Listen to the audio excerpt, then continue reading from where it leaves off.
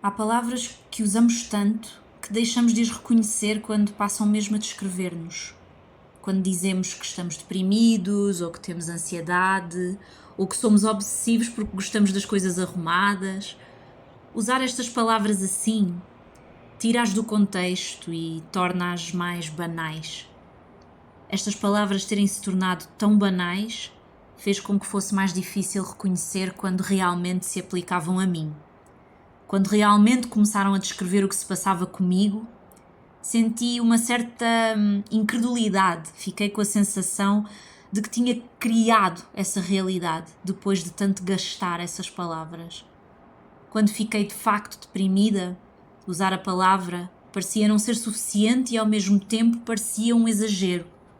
Quando me explicaram que eu tinha um funcionamento obsessivo, eu não levei muito a sério. E quando tive o início de um esgotamento, eu senti que mesmo assim não tinha o direito de usar a palavra.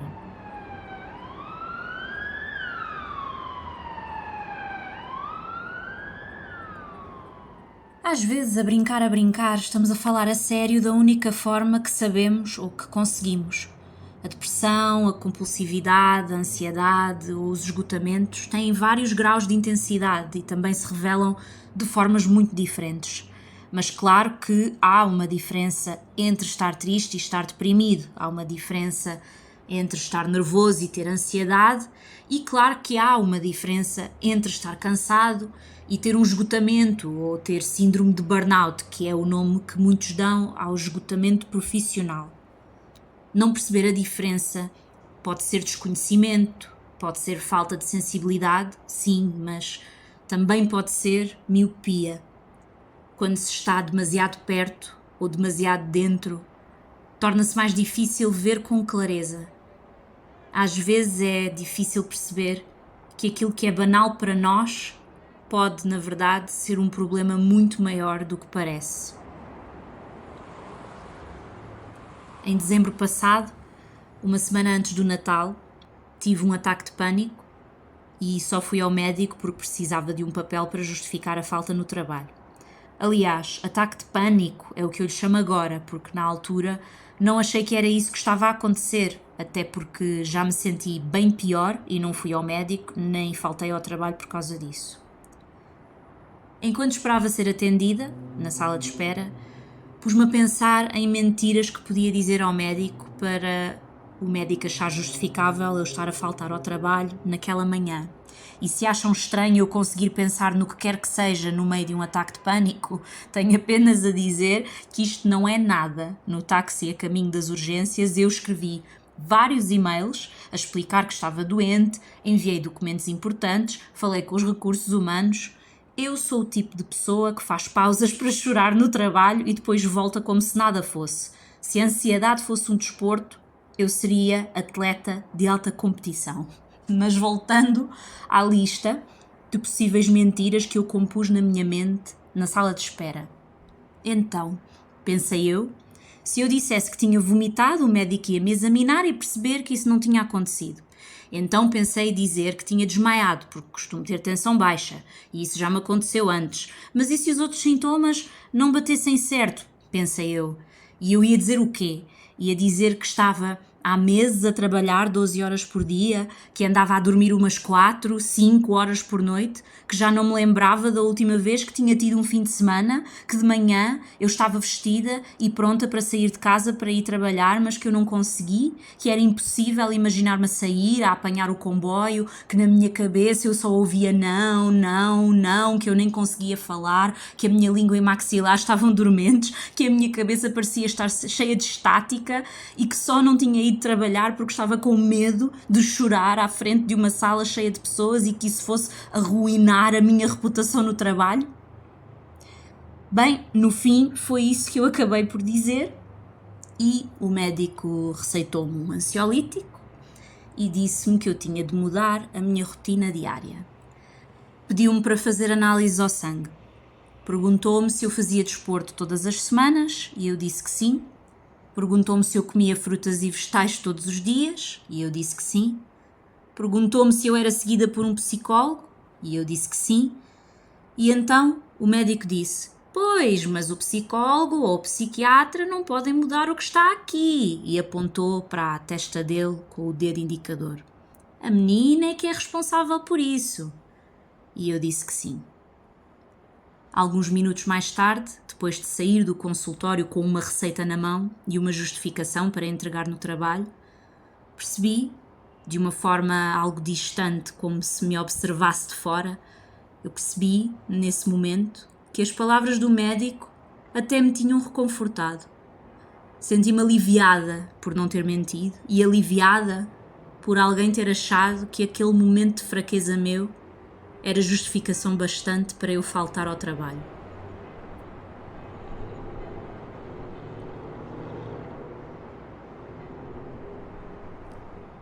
Essa sensação de alívio não era novidade.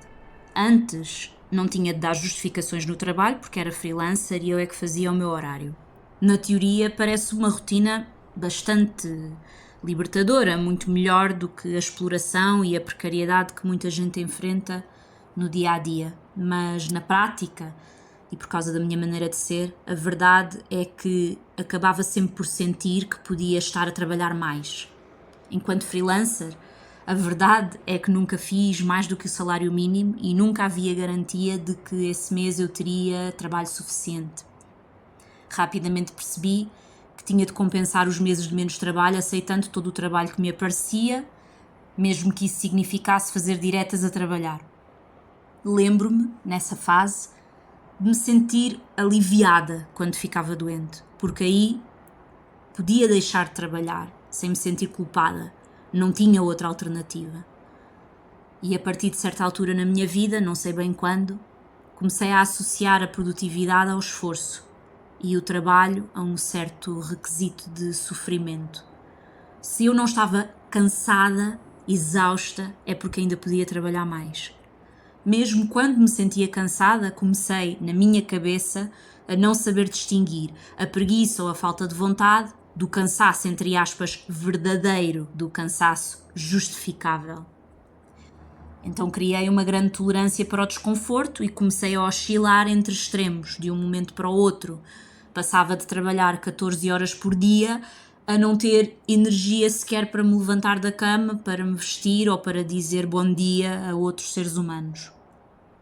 E eu ficava zangada comigo própria, porque o meu cansaço não era real, porque o meu trabalho não era realmente difícil, porque de repente todas estas coisas pequenas do dia a dia, que eu sabia serem fáceis e pequenas, pesavam.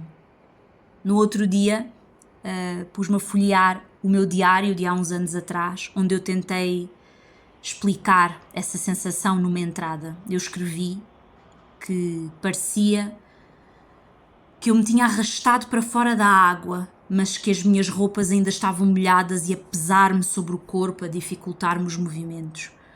Um filme que transmite esta sensação muito bem é o Melancolia, do Lars von Trier, e se não viram ainda, vejam, e pode ser que se revejam.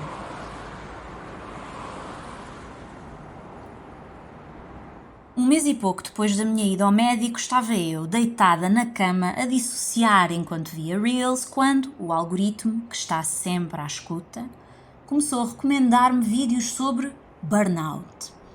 Às vezes a constante vigilância das redes ganha contornos bastante místicos, não é verdade? Então apareceu-me um vídeo de um americano que estava a falar do filósofo Byung-Chul Han, que é coreano e vive na Alemanha e escreve em alemão. O vídeo falava do livro mais conhecido do Byung-Chul Han, que o autor deste vídeo disse que se chamava, em inglês, The Burnout Society.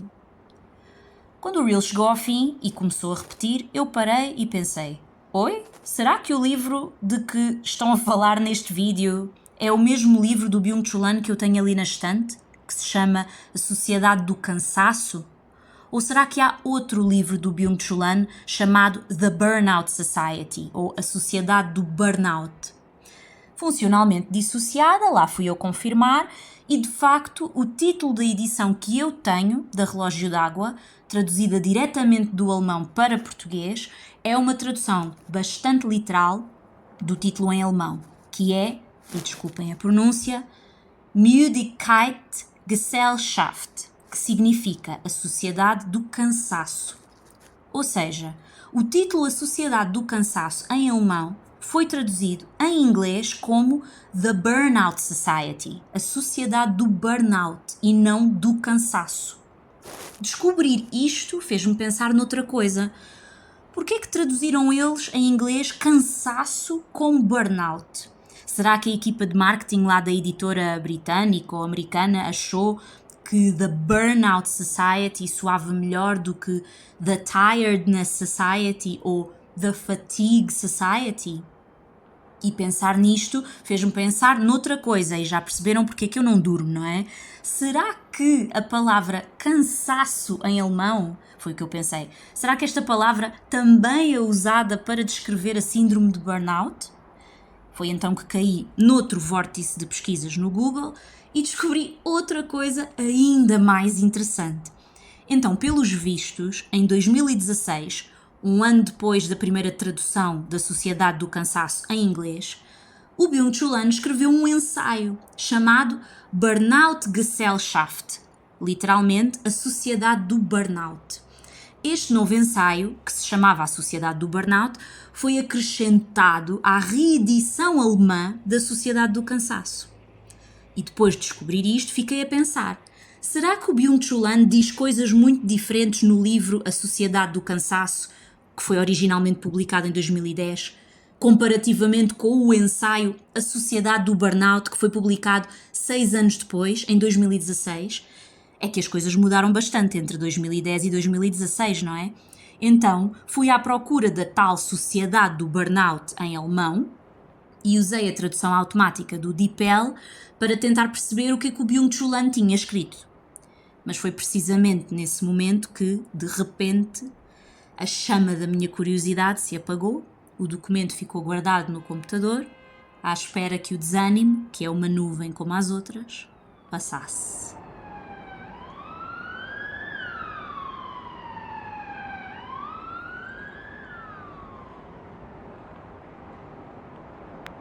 Dois meses mais tarde, cá estamos, então, prontos a comparar as partes que eu sublinhei há uns anos quando li A Sociedade do Cansaço pela primeira vez, com a tradução rasca do DeepL da Sociedade do Burnout. Será que vou encontrar alguma coisa no Byung-Chul Han agora que não encontrei da primeira vez que o li? Alguma coisa que me esclareça ou até, quem sabe, que me ajude de alguma forma?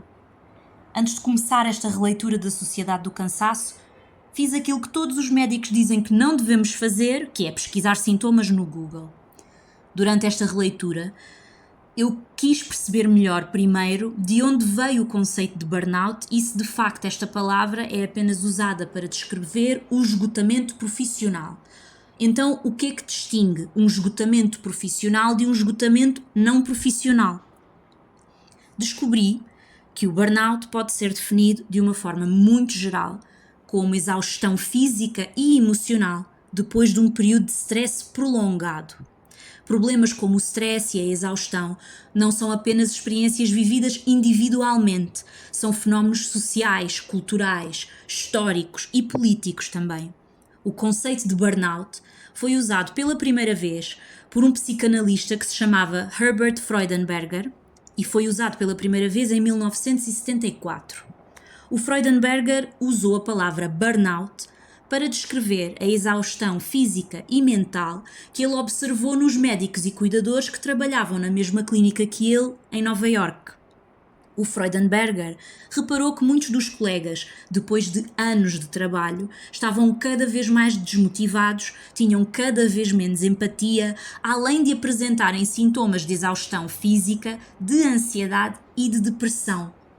Por isso, o Freudenberger definiu duas grandes categorias de sintomas de burnout. Os sintomas físicos, como a insónia, a fadiga, as palpitações, e os sintomas comportamentais, como a irritabilidade, o choro e a intolerância à frustração, entre outros. O Freudenberger salientou que, apesar de exibirem todos estes sintomas, os colegas dele pareciam não querer ou não conseguir parar de trabalhar.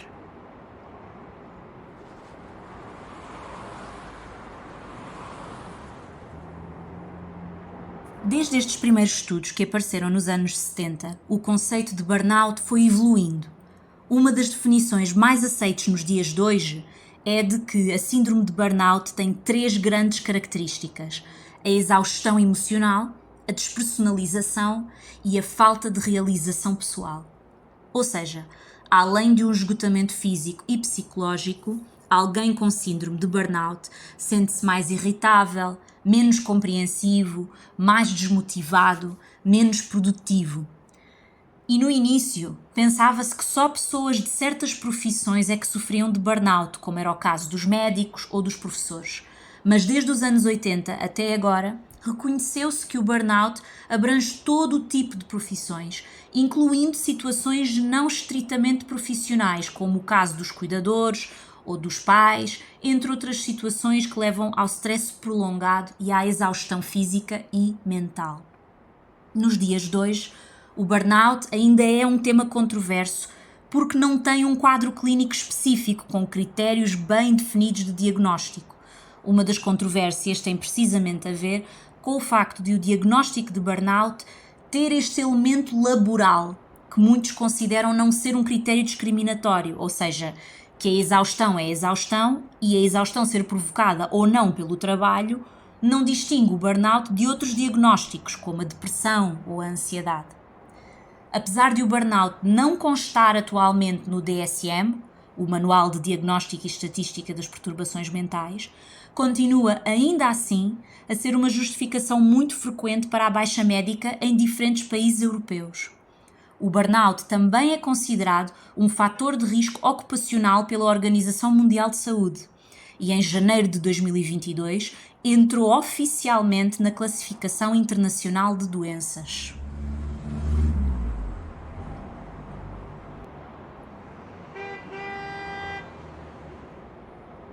Voltando à sociedade do cansaço.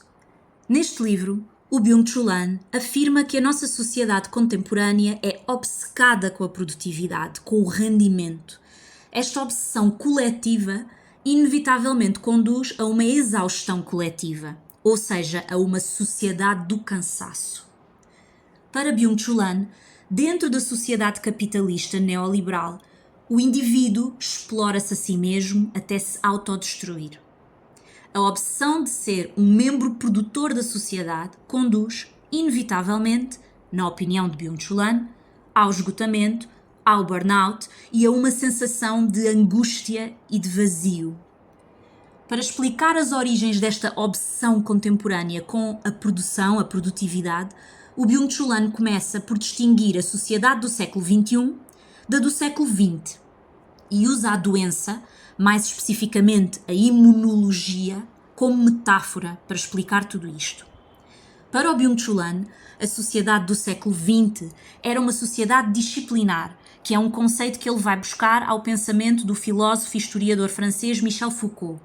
Para o Byung-Chul Han, a sociedade do século XX, ou a sociedade disciplinar, era dominada pela ideia da infecção. Tudo o que era outro, ou negativo, como ele lhe chama, era externo ao indivíduo. E por ser externo, podia infectar, podia invadir o espaço do eu.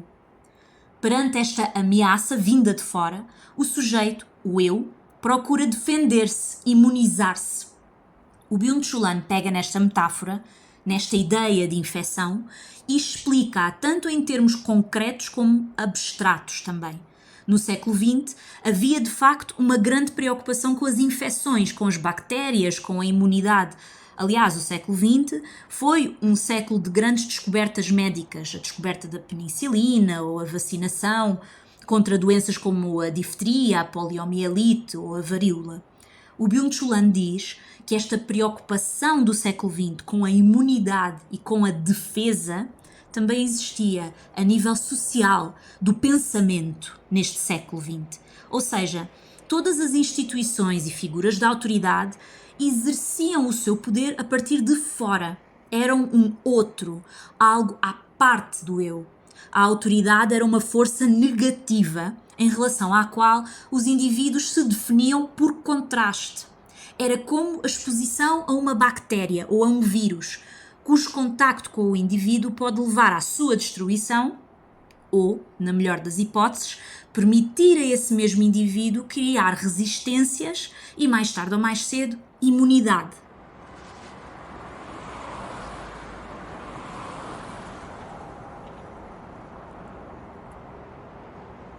Agora, para o Byung-Chul Han, o século XXI já não é o século das bactérias e dos vírus. E relembro que este livro foi originalmente publicado em 2010, ou seja, 10 anos antes da pandemia da Covid-19. Para o Byung-Chul Han, o século XXI é o século das doenças neurológicas e psiquiátricas, a depressão, a hiperatividade e a síndrome de burnout. A negatividade, esta antítese, o vírus, a ameaça, já não vem de fora. A maior ameaça do século XXI é precisamente o facto de existir, na opinião do Byung-Chul Han, um excesso de positividade. E isto provoca mais angústia emocional, mental, no indivíduo. Dito de outra forma, a sociedade do século XXI deixou de ser uma sociedade disciplinar. As instituições, os políticos, os patrões já não exercem o seu poder através de uma autoridade que vem de fora para dentro. As instituições, os governos, os organismos de poder, no fundo, perceberam que obrigar, forçar a algo, o totalitarismo, acaba sempre por conduzir à resistência. As pessoas vão, inevitavelmente, lutar contra a infecção e arranjar formas de a combater. As pessoas vão querer, mais tarde ou mais cedo, derrubar esta autoridade. No século XXI, pelo contrário, existem outras formas mais subtis de mandar, de exercer poder, de ter autoridade. O modelo disciplinar, na opinião do Byung-Chul Han, foi abandonado para dar lugar à internalização da autoridade. Na sociedade neoliberal do século XXI, o indivíduo tem a liberdade de se dominar a si próprio, de se vigiar a si próprio, de se explorar a si próprio, por vontade própria e por iniciativa própria. O Byung-Chul Han explora esta ideia ainda mais a fundo noutro livro dele que se chama Psicopolítica. Resumindo, na sociedade da produção e do rendimento, não existe necessariamente um outro que nos subjuga e nos oprime. Não existe negatividade. Na sociedade de produção, o excesso de positividade leva-nos a buscar o prazer e a realização pessoal no trabalho, a definir-nos em função do nosso trabalho. Leva-nos a crer que a única coisa que nos impede de conseguir a estabilidade que desejamos, o bem-estar que desejamos, a felicidade que desejamos, somos nós próprios. E isto, coletivamente, resulta numa sociedade do desânimo, do viver para trabalhar, do burnout, do cansaço.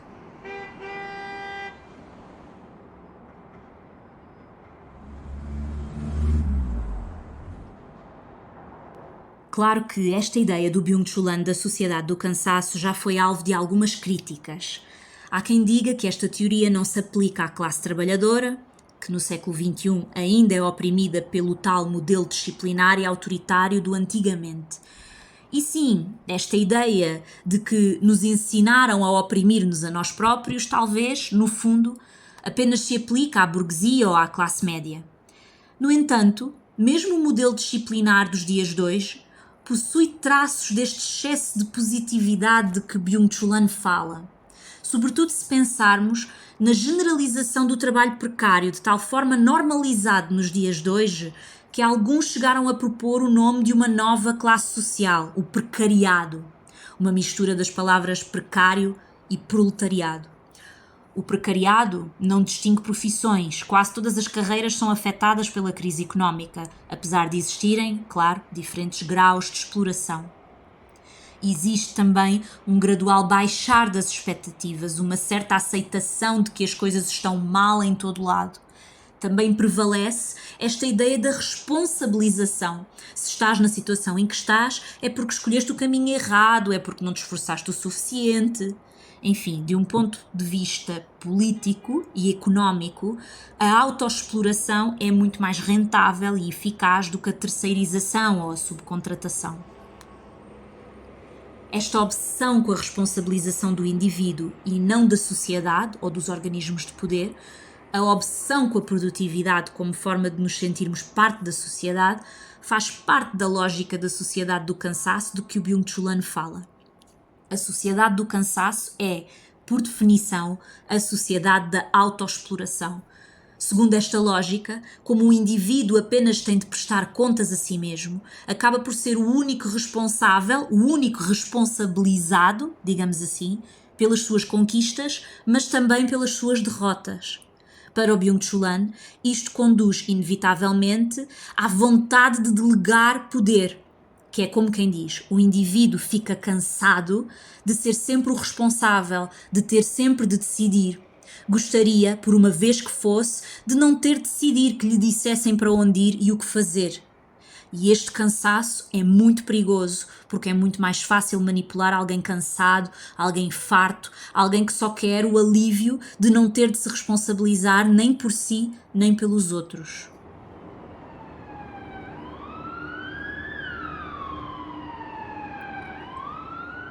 Os livros do Byung-Chul Han são curtinhos. A Sociedade do Cansaço, por exemplo, só tem 65 páginas. E correndo o risco de ser redutora, arrisco-me ainda assim a dizer que muitos livros do Byung-Chul Han exploram o mesmo argumento, mas concentrando-se em elementos diferentes.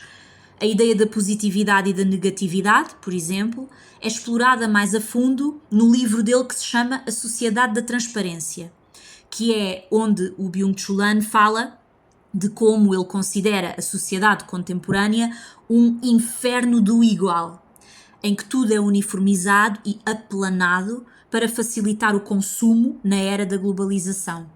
Este aplanar, que o Byung-Chul Han chama de positivização, também se estende ao desejo, ao prazer e ao amor.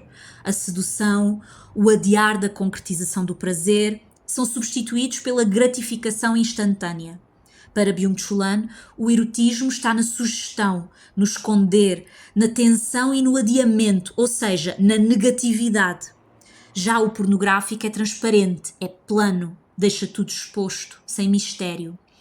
Este tema do desejo e do amor, por exemplo, é explorado ainda mais a fundo noutro livro do Byung-Chul Han que se chama A Agonia de Eros.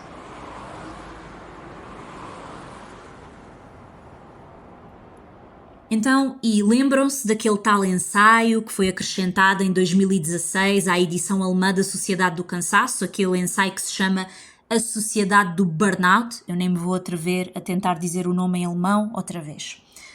Então, eu comparei a tradução manhosa que eu fiz no DeepL com a edição em inglês The Burnout Society, que é o nome do título em inglês. Comparei o texto com a edição em inglês, The Burnout Society, e com a edição portuguesa, A Sociedade do Cansaço, que foi publicada pela Relógio d'Água. E foi então que percebi que o tal ensaio em alemão, A Sociedade do Burnout, foi acrescentado à edição inglesa da Sociedade do Cansaço também, mas não foi acrescentada à edição portuguesa. A edição portuguesa que temos foi publicada em 2014, ou seja, 2 anos antes do Byung-Chul Han escrever este ensaio, que é quase um último capítulo, escrito 6 anos depois da publicação da Sociedade do Cansaço em 2010. Por isso, cheguei eu à conclusão que o título em inglês, The Burnout Society, tem a sua justificação. É mais comercial, mais catchy, sim, mas também reflete o acrescento deste último capítulo, em que o Byung-Chul Han, de facto, se debruça mais sobre as doenças mentais, incluindo o burnout. Neste último capítulo, o Byung-Chul Han compara as doenças mentais do século XX com as do século XXI. A principal doença mental da sociedade disciplinar do século XX era a histeria, resultante, a seu ver, da negatividade e da repressão típicas deste século. A sociedade disciplinar era de tal forma repressora que permitiu até criar a própria noção psicológica de inconsciente e criou condições para o nascimento da psicanálise. Mas, na perspectiva de Byung-Chul Han, as doenças mentais do século XXI não derivam da repressão ou da negatividade, desta invasão de um outro. Na perspectiva dele, resultam antes do excesso de positividade, da incapacidade de dizer não. Todas estas doenças possuem também traços autodestrutivos, uma violência do eu para com ele mesmo. E para Byung-Chul Han, o burnout é a consequência patológica da autoexploração voluntária, que resulta de um estado de competição absoluta com os outros, consigo mesmo e com o mundo.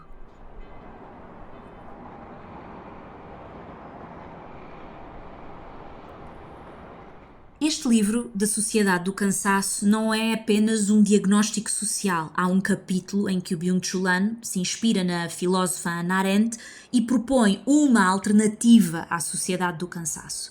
O Byung-Chul Han usa neste capítulo o conceito de vita activa, que Hannah Arendt propõe no seu livro A Condição Humana. Neste livro, Hannah Arendt pega nesta expressão em latim, vita activa, e subdivide esta vida ativa em 3 tipos de atividade: o labor, o trabalho e a ação. Para Hannah Arendt, é neste terceiro nível da ação que o homem exerce a sua liberdade enquanto cidadão. Mas o Byung-Chul Han discorda da Hannah Arendt, afirma, pelo contrário, que a liberdade e o futuro da humanidade dependem não exclusivamente da vita activa, mas antes da vita contemplativa, que é como quem diz, a inatividade e a capacidade de contemplação. Para o Byung-Chul Han, se a vita activa do ser humano não permitir que este tenha também uma vita contemplativa, a sociedade torna-se hiperativa e hiperconsumidora, o que conduz, por sua vez, à destruição do indivíduo, da sociedade e, em última instância, do próprio planeta. Para o Byung-Chul Han, a sociedade do século XXI não permite ao indivíduo verdadeiramente descansar, nem permite a introspeção, o verdadeiro ócio. Existe uma pressão social no sentido de rentabilizar os nossos passatempos e o nosso tempo de descanso. Por isso, para Byung-Chul Han, a inatividade não é o oposto da atividade na nossa sociedade contemporânea. A contemplação, a vita contemplativa, é apenas possível em períodos de inatividade, e esses períodos de inatividade profunda é o que torna a atividade possível, alimenta os períodos da atividade. Hoje em dia, a inatividade é tratada como um luxo, ao qual a maioria não tem acesso. E por isso o Byung-Chul Han defende um repensar da vita contemplativa, ou seja, a democratização da contemplação e do descanso.